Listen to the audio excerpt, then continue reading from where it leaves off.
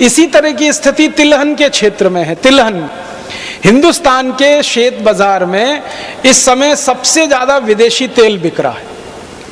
आप सभी जानते हैं कि एक मलेशिया नाम का छोटा सा देश है, उस देश का एक तेल है जिसका नाम है पामोलिन तेल। वो पामोलिन तेल सबसे ज्यादा भारत के बाजार में है, सबसे ज्यादा। 1-2 टन नहीं, लाखों टन में है, करोड़ों टन में है पामोलिन तेल जो भारत के शेत बाजार में आ गया। अब पामोलिन तेल आके बिकने लगा। अब पामोलिन तेल का भाव भारत में आके पड़ता है 20 से 22 रुपए लीटर, और शेतकरी समाज जो उत्पन्न करके तेल देता है वो है 40 रुपए लीटर। अब भारत का शेतकरी सरसों का तेल करे 40 रुपए लीटर, नारियल का तेल करे 60 रुपए लीटर, तिलहन का तेल पैदा करे 90 रुपए लीटर। तो भारत में 40, 60 और 90 रुपए लीटर के आसपास तेल का भाव है, और विदेशी पाम तेल मिलता है 20 से 22 रुपए लीटर।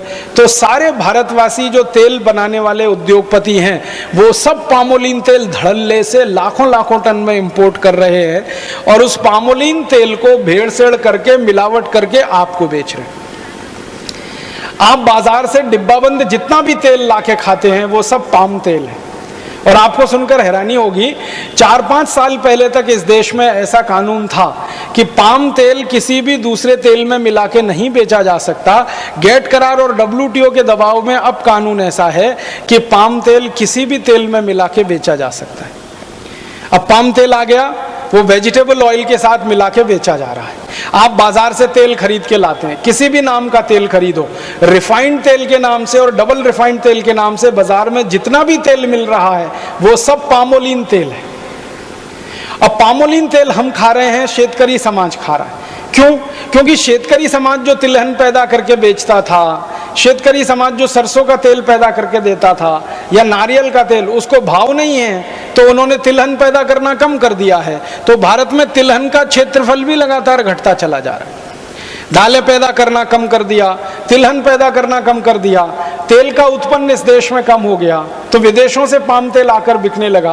अब वो पाम तेल के 2 दुष्परिणाम हैं।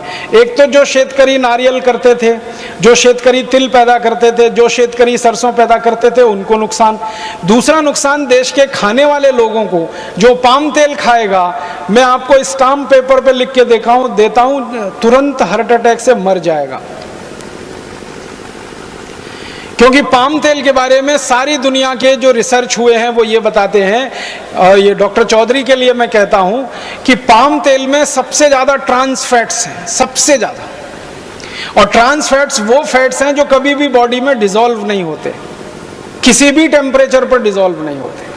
और ट्रांस फैट्स जब बॉडी में डिसॉल्व नहीं होते तो वो फैट बढ़ता जाता है, बढ़ता जाता है, बढ़ता जाता है। और आपने सुना होगा कि जब फैट जरूरत से ज्यादा बढ़ जाता है तभी हृदयघात आता है और आदमी मर जाता है।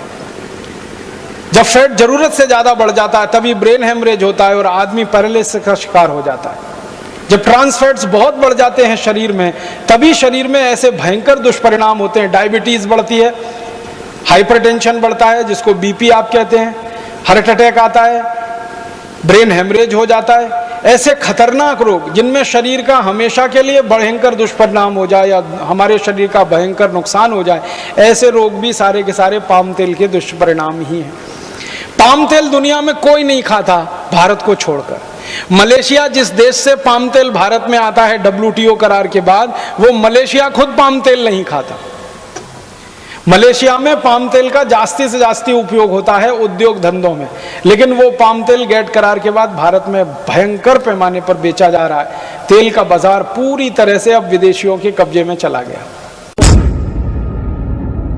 सारे देशभक्त हमारे वीडियो को लाइक, शेयर और हमारे चैनल को सब्सक्राइब करें। जय हिंद।